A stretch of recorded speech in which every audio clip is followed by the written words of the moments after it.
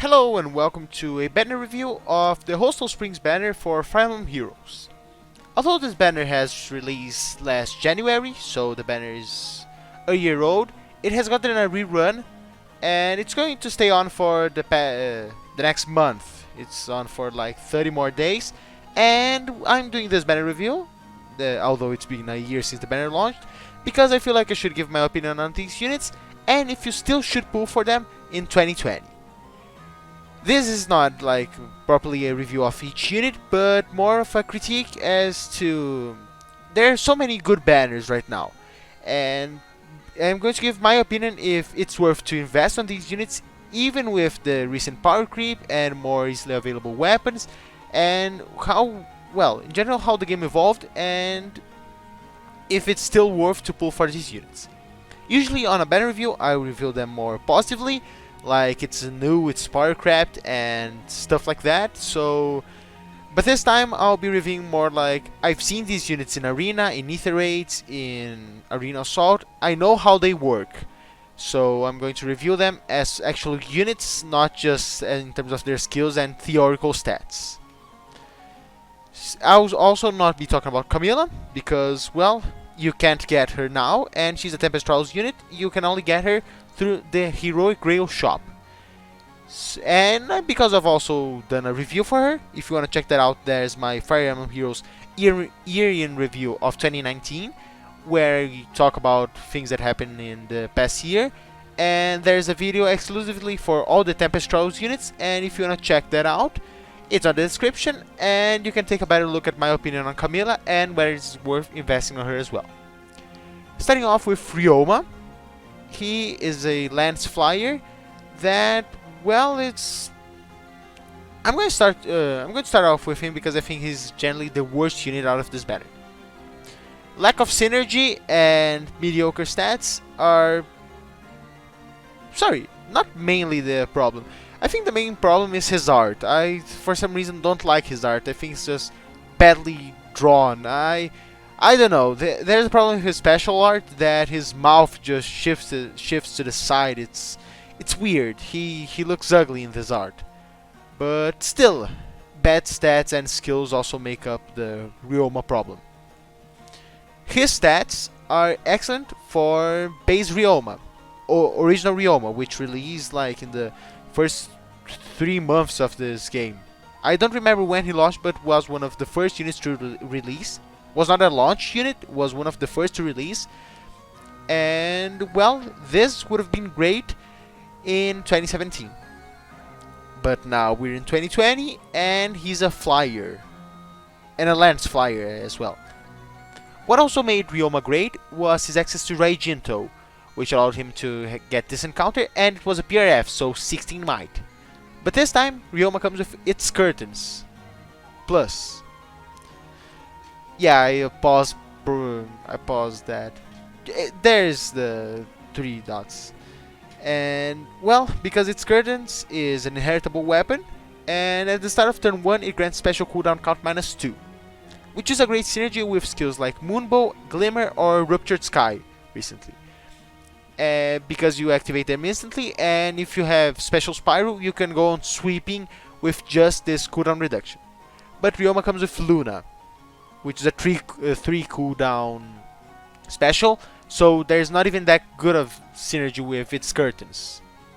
Because, well, you will proc it faster, but there's still the problem of having to hit and make a follow-up attack, or being able to make a counter attack in order to proc Luna. So it's not that good of a skill to have with him, and because generally with just its curtains he's not good enough to hold his own. He is not that good of a unit with its curtains. You should give him either for a defense focused Vanguard or for a speed focused Lofty Blossoms, or even the cooldown reduction of some spears to make him, I don't know, kind of dangerous. I don't know how I'm supposed to say it, but he's not that dangerous. 35 attack, 36 speed, and 20 defense are not good skills to have. I know he's a flyer. Flyers already also come with this problem of having low BST and low stats, but 35 attack is not enough to kill.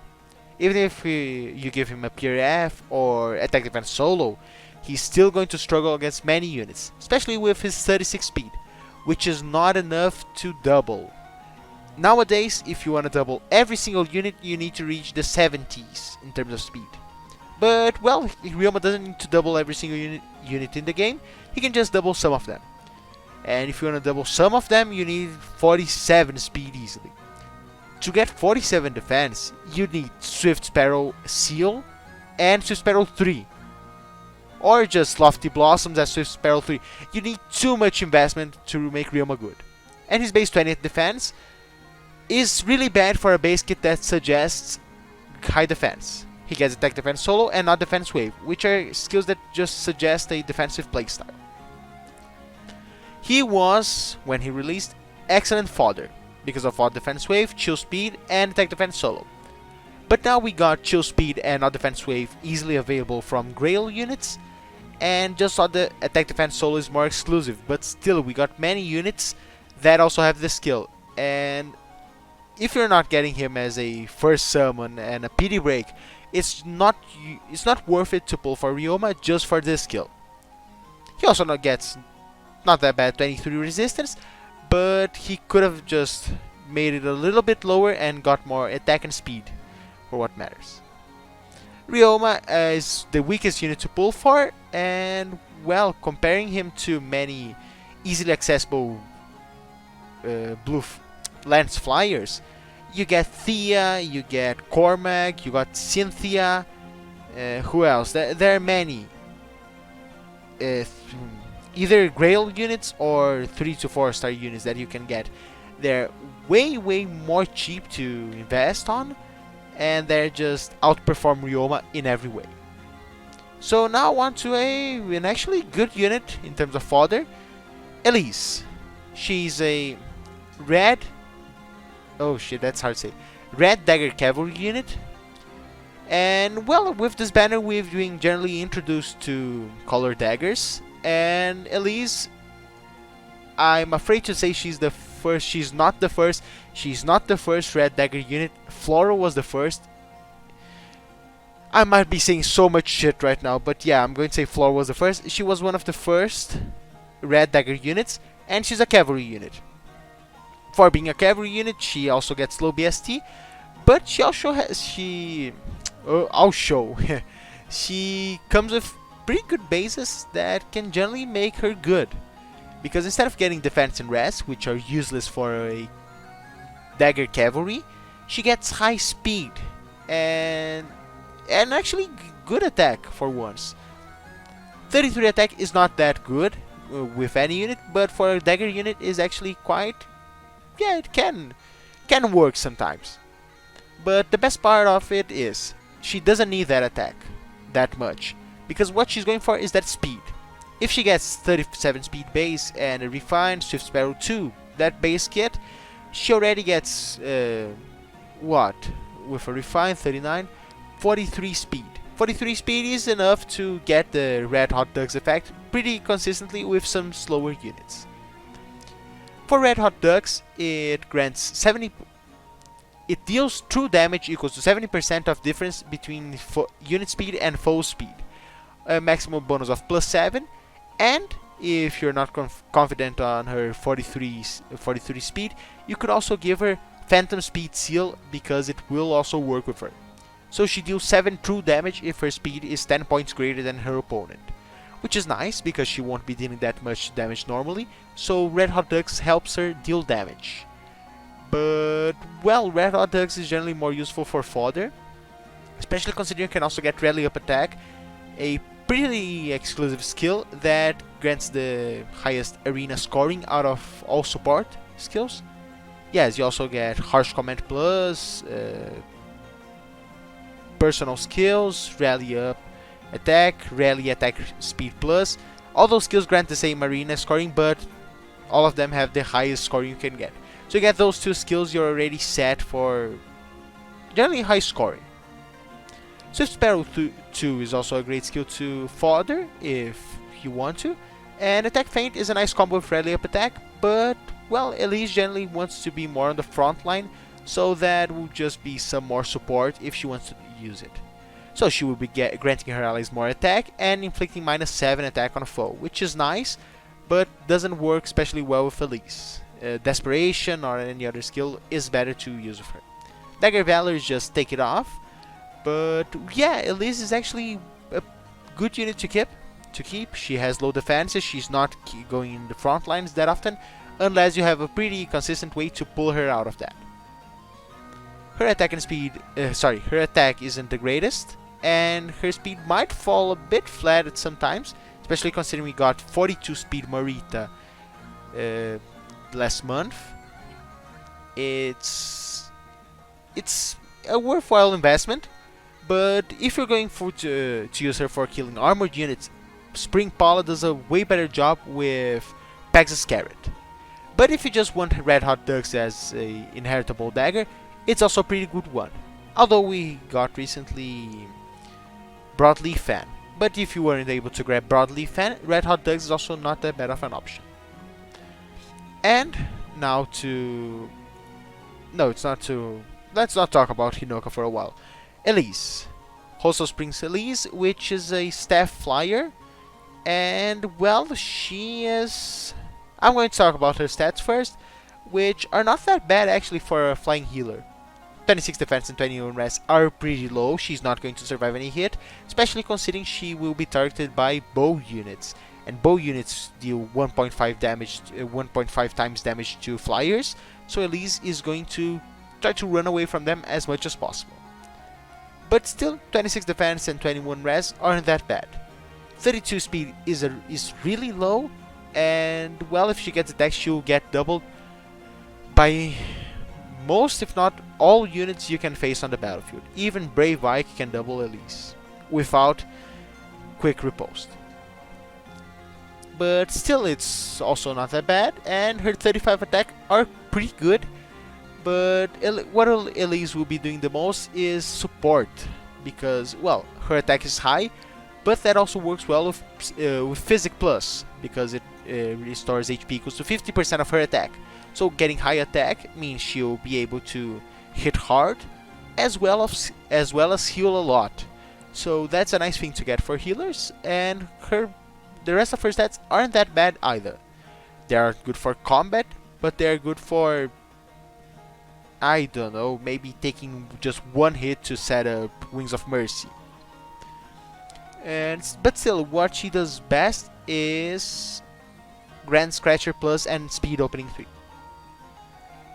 Grand Scratcher Plus is pretty much the same thing as its Curtains, whereas it grants -2 cooldown, but minus cooldown reduction at the start of turn 1, but this time it grants special cooldown count -1 to the ally with the highest attack.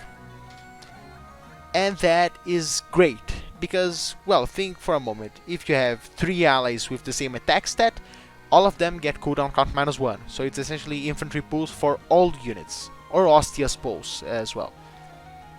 It's an excellent skill, but here comes the best part.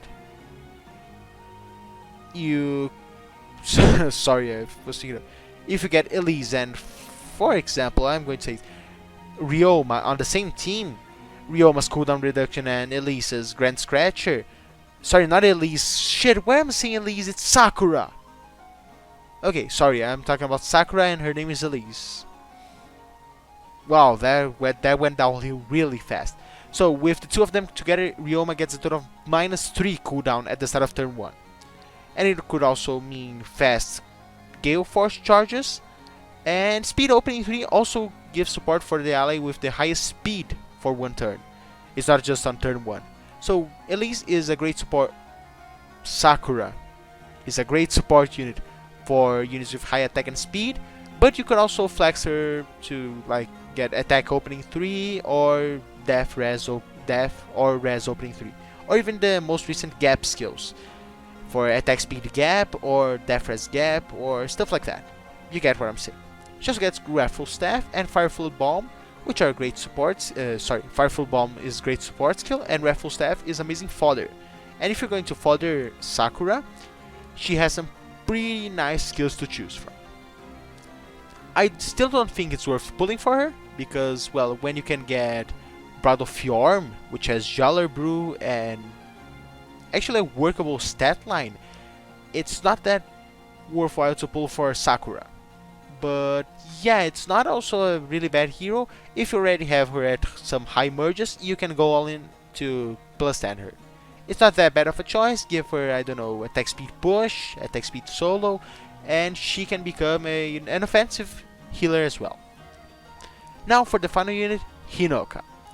She is, I think, was the most powerful hero to get because of Splashy Bucket Plus.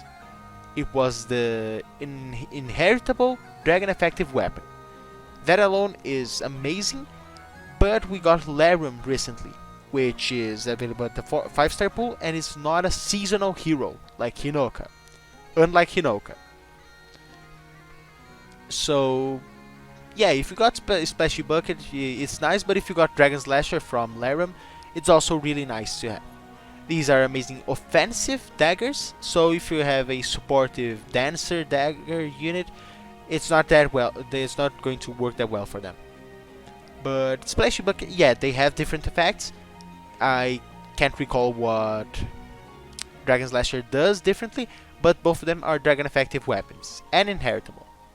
But Splashy Bucket is more fun for the memes, because you're essentially giving, for example, you give your Soph a bucket, and he just hurls the bucket at his foes and they die. And that's funny. And that's pretty much all I can say for Hinoka. Thanks for No, it disables full skill that calculate damage using the lower foe's defense and res, which nullifies the dragon effect, the breath effect, and well, because that would usually mean doom for Hinoka, because she has 10 death less than her res, at 16 death and 26 res. So if a dragon targeted her, he would target her low 16 defense instead of her mediocre 26 res. And also negates calculate damage from staff like other weapons, which is the Wrathful Staff effect. It has the normal Dagger 7 effect next, but yeah, it's a nice weapon, but it gives her more survivability. And if I remember correctly, Dragon Slasher gives the unit, instead of more survivability, more offense. Because Hinoka is going for the defenses with nullifying damage amplifying skills, whereas Rerun goes not Rerun. Her Dragon Slasher goes for more damage when she initiates, because it nullifies follow-up attacks. It's null follow-up. Yeah, I think that's it. She also gets drawback and attack speed link, which is a great combo, and also attack speed bond. So if you tally all that up together, she gets plus 11 attack speed from her skills, which bring her kind of good 35 attack and speed to amazing. I was going to say amazing, but yeah, 46 speed is high. Can double most dragons considering how slow they are usually. And with her weapon equipped, she can get to 58 attack, which is not only just good for killing dragons, it can also damage and kill many units, even green units she can kill. Oh yeah, and she's a green flying dagger unit. So yeah, the green, I've already talked a lot about this, but having a dagger color advantage is not the best thing, because she's amazing against blue units, whereas she cannot even come close to damaging a red unit. So keep that up in mind. And she also came with Air Orders, which is still to this day a pretty limited skill, but I mean, you have better choices like Flyer Guidance or even Aerobatics, Wings of Mercy. They're better movement related skills, but still, for a banner that has 4 flying units and just Elise as a cavalry unit, Air Orders is a nice support for all these allies. Hinoka is, in my opinion, the best unit you can pull for, and to this day she's still worth pulling for, especially for her flyer movement, which means she will get pretty high movement, pretty good movement options when targeting the enemy. And well, I think that's it for my banner review. Thanks for watching, and I've already gone on way longer than I should have, but I'll start doing, I think either tomorrow or the day after, the Legendary Banner trailer will release, and after that I think I'll do a video to catch up with most banner reruns I've lost. So yeah, thanks for watching, and see you next time whenever I have to review banners that already came before. But well, if I'm going to do this, at least next time I'm going to review good units, such as New Year's Azura. Thanks for watching, and see you next time. And if you're going to pull for them, good luck pulling these units.